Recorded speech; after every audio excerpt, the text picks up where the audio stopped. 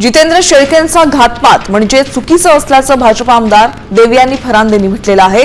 गृह विभाग ईडी या सर्व प्रकरणाची चौकशी करत आहे, तसंच दोषींवर कठोर कारवाई केली जाईल असंही त्यांनी म्हटलंय।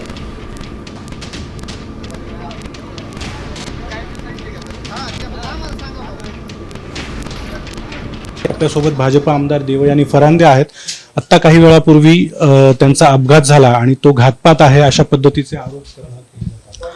शेळकेंचा अपघात झालेला आहे, मागून कंटेनरला त्यांची गाडी धडकलेली आहे। हा दुर्दैवी अंत आहे, परंतु ह्या विषयावरती घातपात आहे अशा पद्धतीचं काहीतरी वेगळ्या पद्धतीचं राजकारण करणं किंवा त्याला वेगळी दिशा देणं असं होता कामा नये। प्रकरण अतिशय गंभीर आहे। घातपात असेल असं वाटत असेल तर पोलीस त्या दृष्टिकोनातून तपास करतील, परंतु मला एवढंच सांगायचंय की राज्याचे मुख्यमंत्री देवेंद्र फडणवीस अतिशय संवेदनशीलरित्या ह्या प्रकरणाकडे गांभीर्याने बघतायत आणि ह्या